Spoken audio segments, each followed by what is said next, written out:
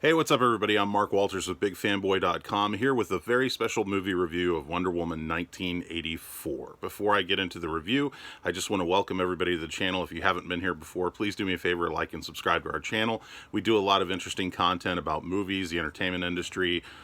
You never know. It could be a little bit of everything. And we're also celebrating our 16th anniversary. BigFanboy.com is the longest running movie news and movie review website in the Dallas area. So thank you guys for sticking with us. If you've been with us before, we really appreciate it. Wonder Woman 1984 opens up on Christmas Day. I had a chance to see an advanced screening of this. If you see the bags under my eyes, it's because I didn't sleep because I was staying up all night to watch this. And I was very, very excited to see what they did with the sequel. This is a sequel that has been pushed back already a considerable amount of time. It was actually supposed to come out last year, 2019 originally, and they pushed it back to 2020. A decision which I'm sure Warner Brothers probably ended up regretting because the coronavirus caused all the movies to get pushed back yet again. And this movie, I think, now has been pushed back something like 4 times before it actually finally got its release date. Plus, director Patty Jenkins was not exactly happy with the fact that it was getting released simultaneously in theaters as well as HBO Max.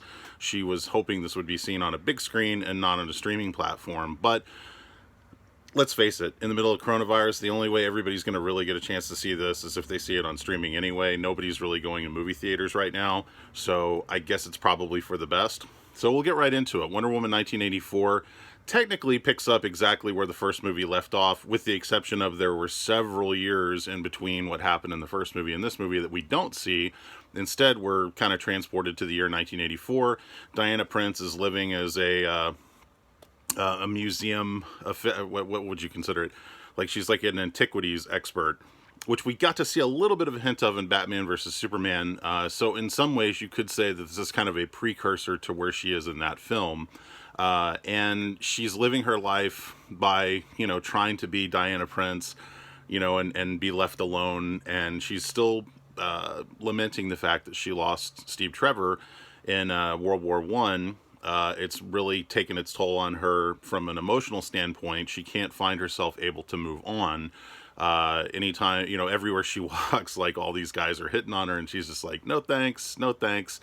But you kind of get the sense that there's some sadness there as well. Like, she probably would like to move on. She just isn't, mentally in the place where she needs to be, where she can move on. She meets a new woman working for the museum, played by Kristen Wiig, who is the character name is Barbara Minerva. And if you guys have read the comic books, you know that Barbara Minerva becomes the cheetah. So they kind of are playing off of that character from the comics. By the way, this is my Wonder Woman, my first movie Wonder Woman poster. I put it in the background just for this. Anyway, so I wanted to make sure you guys notice that. That is not Wonder Woman 1984. That is the first Wonder Woman movie. They didn't send me a poster for Wonder Woman 1984, but maybe they will. Hey, Warner Brothers, get on that. Anyway, so she meets Barbara Minerva, who's played by Kristen Wiig. And Kristen Wiig is playing the character kind of as, we've seen this in movies before where it's kind of the goofy, nerdy girl. She's very awkward. Nobody really notices her. No one pays any attention to her. She meets Diana and they become fast friends.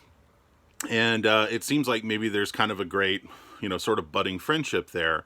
While at the same time, you have the side character of Maxwell Lord, who's played by Pedro Pascal, who is trying to kind of manipulate the oil industry. He's trying to figure out a way to use the oil industry to become rich and famous, and instead he's just sort of a TV personality. I'm trying to think of like what would be the best thing to compare him to. It's kind of like a cross between a televangelist and maybe someone kind of like a Donald Trump figure, but he's basically a failure. Everything he's tried, it just never really works out. But everybody knows him from TV because he's always talking to people on TV.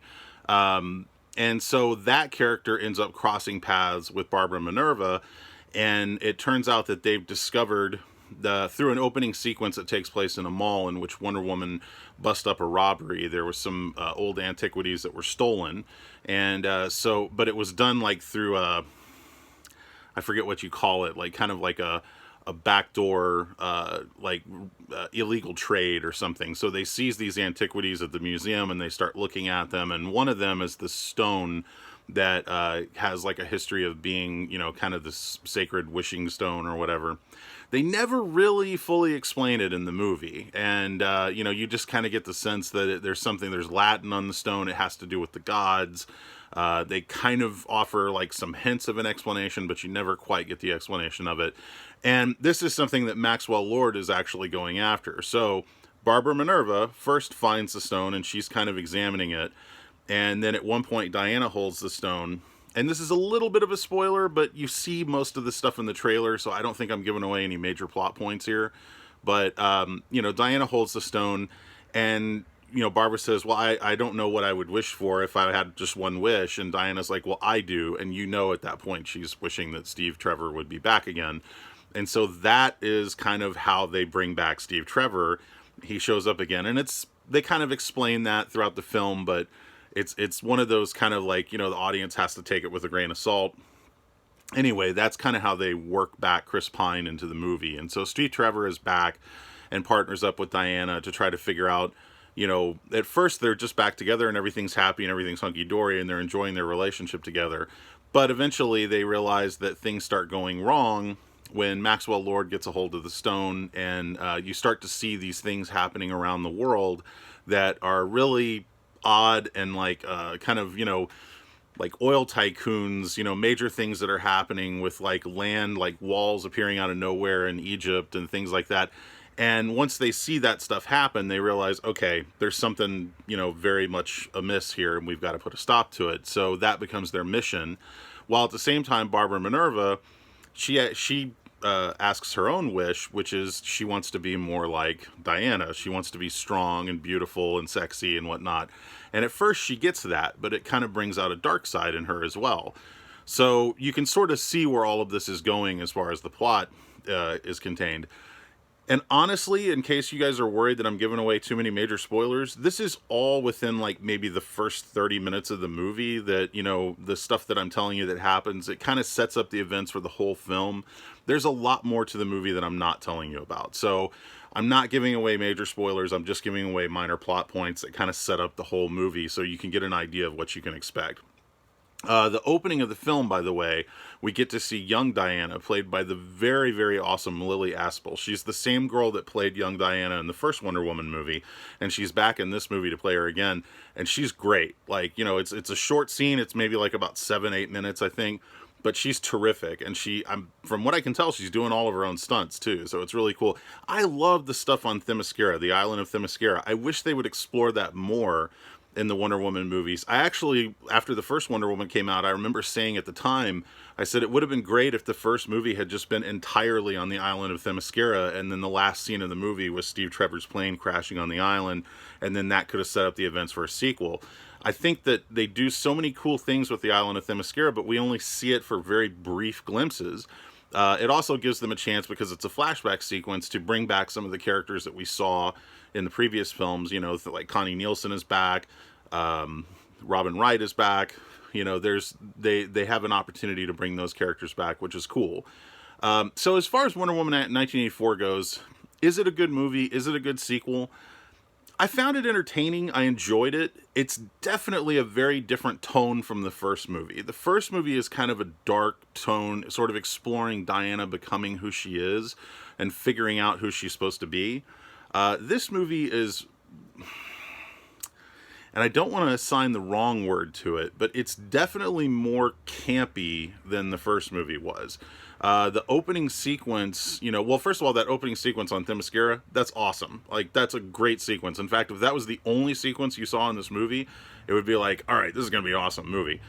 Then it goes to a sequence where Diana is stopping a crime in the mall. And that sequence is really, really campy. I mean, almost like 1960s Batman TV series campy. I think they kind of did that on purpose because of the fact that they're setting up this 1980s setting and they want you to kind of, feel the cheesiness of what the 1980s was. I was a child in the 1980s, so believe me, I appreciated the little, minor touches, a little bit of attention to detail. The clothing is amazing. The cars are amazing. They actually found an old mall and completely redressed it to look like a 1980s mall, and it's done very, very well. So if you're a child of the 80s like me, I think you're absolutely going to appreciate that side of things. But the fact that it's set in the 1980s, I was curious if that was going to play a bigger role in the movie. And it really doesn't. Like, I mean, other than just kind of creating some fun little sight gags and little jokes here and there, there's not a whole lot of point to it being set in the 80s. And I'm guessing the only other reason they could come up with that is because these major events that happen later in the film that are like world-changing events, they had to give a reason for, well, why wouldn't the other superheroes that exist be like jumping in to help out? And by setting it in the 80s, you could say, well, that's because they weren't around yet. I guess that's their reasoning for doing it. I'm not 100% sure. Other than, like I said, just to create for some fun sight gags and an interesting backdrop to the film. It does definitely give them some chances to do some fun, kind of goofy stuff in the movie. But the core of the film is really more about, you know, emotional resonance and you know, holding on to things that, you know, you think are important to you, or what really is important to you. Kind of the whole idea of careful what you wish for.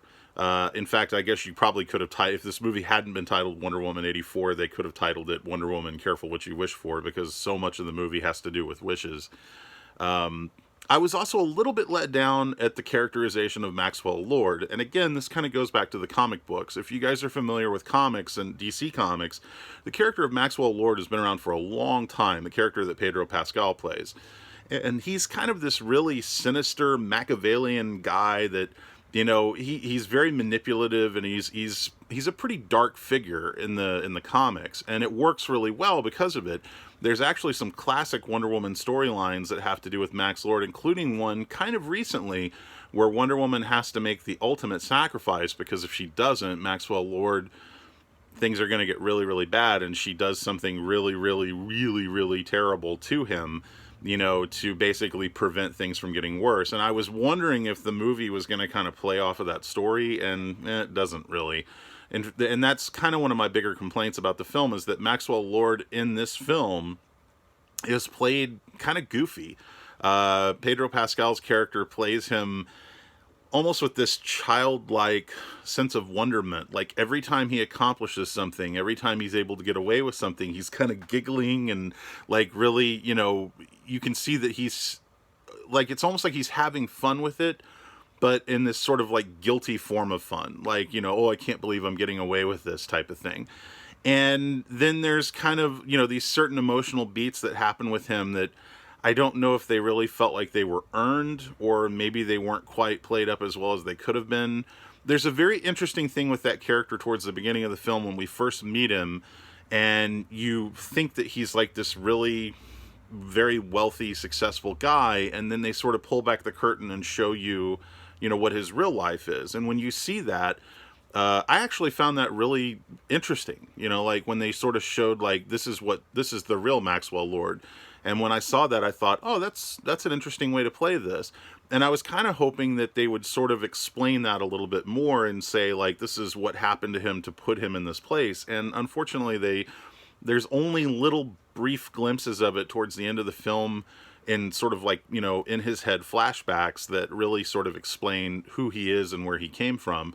So I felt like that could have been handled a little bit better. And that's almost always a problem in superhero movies. Villains and the way that they establish the villains, they're either really, really well done or not so well done. And in this case, I think it could have been handled better. That's not to say that it's not a good character. It's a good character for this film, and it works for what it is.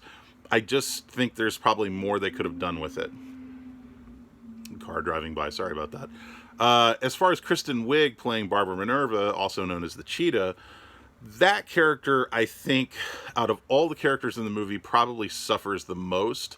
And the reason that I say that is because it's just the same old story we've seen before. It's that nerdy girl that gets, you know, these newfound she gets these newfound looks, these newfound powers, these newfound abilities, to where all of a sudden everybody's noticing her, and she's much stronger than she used to be. And what does that do to her as a person? We've seen this so many times in movies before, and I think there were some opportunities to maybe do something new and different with that and interesting, and instead it just kind of is the same old thing. You know, she's the nerdy girl that nobody notices, and then all of a sudden she's the hot girl with these new powers. And it plays out exactly like you think it's going to play out. So there's really nothing terribly interesting about that character, which is sad because the character of Cheetah in the comics is an awesome character, and I was kind of hoping they would do more with it. So I would say the biggest failing of Wonder Woman 1984 is probably the villains. And that's not to say that they don't work. It's just, I think they could have been better. And you could probably say this about a lot of superhero movies. So if that's my biggest complaint, I guess it's not that bad. You have the characters also of Diana and Steve Trevor back together again. And I gotta tell you, those two getting back together and that romance kind of rekindling itself, it's really sweet. It's actually done really, really well. And I think that a lot of people that love the idea of those two characters together are going to be really happy seeing them getting back together in this film. There's kind of this sort of sweet emotional bond there that really does work. So I was happy with that side of things. They certainly spend a considerable amount of time on it, probably more than they actually had to, but it all felt fairly necessary. Like, it all felt like it served those characters well and it served the story well. So I wasn't really opposed to it. There are some cheesy things that happen with them. For example, there's a sequence that takes place where they're flying a plane and there's some fireworks, and visually it's probably the most stunning sequence in the film. Like, it's really done well, and Hans Zimmer's score is terrific. It really plays well in that moment. But the scene itself is basically set up to serve this one very particular bit of fan service, and it just feels very sort of thrown in there and kind of unearned. And I don't want to say what it is because I don't want to spoil it, because it is kind of a big moment in the film. But as a classic Wonder Woman fan, it's something that I think we all wondered if we would ever see them pull off in one of these movies. And they do. I just felt like it was kind of thrown in there at the last second. Like, I don't know if there was no real build up to it. There was no hinting that it might happen. It just happens. And once it happens, you're kind of like, oh, that's cool that they did that. But did they earn it? I don't know. And so, that part of the movie I thought maybe was a little bit sudden or a little bit kind of weird. I'm trying to think if there's anything else. I mean, Chris Pine is great. Very likable. He's something about the way he plays Steve Trevor. It works, and especially in this film, there's this earnestness there and this sincerity that, like, you just kind of have to fall in love with him. I don't think you're going to find a way to dislike that character this time around. We do get to see a more vulnerable side of Wonder Woman in this movie. We get to see Wonder Woman when she's not 100%, and I thought that was interesting because in the first movie she's so amazing and she can do anything, to where you kind of feel like, I mean, it's the classic dilemma, like with Superman. One of the reasons a lot of people think Superman is boring is because Superman is invincible. There's nothing you can do to him. And in this movie, Wonder Woman would very easily suffer that same kind of problem, but they do some things to her in this movie to make her not 100%. And I thought that was an interesting way to play that character. It makes it more interesting for the audience. And Gal Gadot does seem like she's really fallen into the groove of playing this character very, very well. She's very confident in the way that she plays this character, and she's great in the physical scenes as well. She really sells the character. There's some phenomenal action sequences. One sequence in particular is a chase scene in the desert with these big kind of like all-terrain vehicles, and it's really well done, really cool sequence. I like that a lot. Almost reminded me of like Indiana Jones or something like that. That sequence is great. The fight sequences with Wonder Woman and Cheetah are okay. I think they did the best they could. And that's not a slight on either one of the actresses, because you can tell they're both giving it 110%. That's a hard character the Cheetah character is a hard character to make work. And I think they did the absolute best that they could with it. The sequence at the end of the movie is played purposely in a very dark setting, so it's kind of hard to see what's going on, and there's a lot of CGI in there, so I don't know if people are going to like that sequence as well. You may have seen hints of that in some of the trailers, and yeah, that sequence is not perfect, but, it is what it is. The mall sequence, like I said, is kind of cheesy, but you see that's kind of an early sort of I guess that's their way of just reintroducing the character of Wonder Woman, and they thought they'd just have fun with it rather than play it serious, so it's fine. Overall, Wonder Woman 1984, I thought it was a fun sequel. I enjoyed seeing, the characters of Diana Prince and Steve Trevor again. And I did enjoy a lot of the kind of the jokey aspects of, the 1984 setting. I thought that stuff was fun. As far as the supporting characters, Maxwell Lord and Cheetah, like I said, I think they maybe could have handled those characters a little bit better. Probably my biggest gripe about the film, which was one of the problems with the first movie was 2 hours and 21 minutes long. This movie is 2 hours and 31 minutes long. And while it's hard to say, like, well, what would you cut out of there? I don't know. There's probably some scenes that you could have cut out that would have maybe made the film feel a little more tight, a little more cohesive. But it does seem to kind of overstay its welcome a little bit, especially towards the end. And I also found that as I was watching it, when I was kind of keeping an eye on the time, that, there's a certain point in the film where you look at the time and you kind of feel like, I feel like the story should be further along than it is right now, and it's not. And I thought that was interesting. So the pacing of the film was a little bit weird, but overall, I think Patty Jenkins as a director, she does a phenomenal job of kind of pulling all of this together. I do feel bad for her that this was not shown primarily on a big screen, because I think this is a movie that would have benefit from seeing it on a big screen. If you're going to brave going out to a movie theater this weekend on Christmas weekend and trying to see it, I think you're seeing it the right way, because I do think that this is a film that will benefit from being seen in an actual movie theater. So overall, I would say Wonder Woman 1984 is a decent sequel. It's fun. I enjoyed it. I found it entertaining. I didn't love it, but it's a movie that I actually do kind of want to see again, because I want to see if there's some things that I missed the first time around. I don't think it's as good as the first Wonder Woman movie.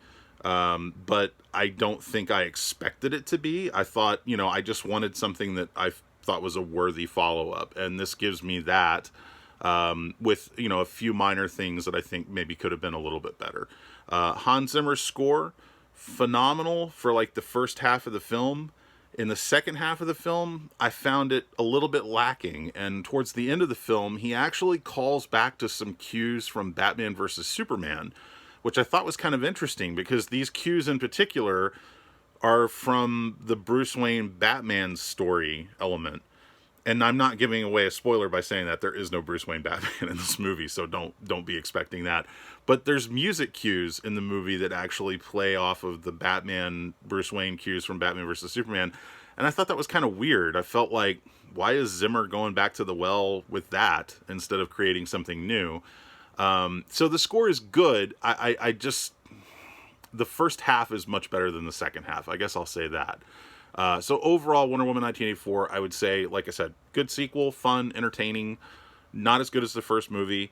Not that I expected it to be. If you're just wanting to see this character again and watch her be a badass, I think you're going to be entertained. I think you're going to enjoy it. Check it out this weekend. Please be sure and tell me what you think down below in the comments. As always, when I talk about movies are subjective. Not everybody's going to feel the same way about them. People that love a movie may, like people like me that love a movie, somebody else may hate that movie, and vice versa. I don't expect that whatever I have to say about the movie is going to match your opinion about the film, but that's why we're able to talk about it. So please tell me what you think down below. And also, I want to point out, if you guys are comic book fans, there is a tie-in comic book that has come out that ties in directly with this movie, Wonder Woman 1984 Museum Mayhem. This is available in comic book shops, and you can also pick it up at Walmart. Walmart has exclusive DC Comics, and in this particular instance, I think this may be the first one they ever did.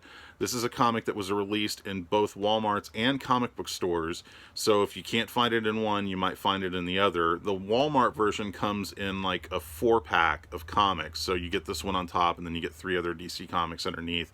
I think it's like $8 or $9 or something like that. Anyway, it's kind of cool, because, it's always cool to have a comic that, ties in with the film, and this is a particularly cool one to have. So look for that in the stores. See, this, I didn't get a Wonder Woman 1984 poster, so this is the closest I got to Wonder Woman 1984 right there. But anyway, it's a cool comic book, so check that out. My name is Mark Walters of BigFanboy.com. Once again, BigFanboy.com is celebrating its 16th anniversary, and for those of you that have been with us for all the time before now, we very much appreciate it, and thanks for sticking around. We got more and more fun stuff to come. Listen, guys, 2021 can only get better, right? I hope we see the return of movie theaters to their full strength, and I hope all you guys are having a very safe and happy holiday season. Please check out BigFanboy.com for more movie news and reviews. I'm Mark Walters. I'll see you guys next time. Wonder Woman 1984 opens Christmas Day in theaters and on HBO Max. Check it out.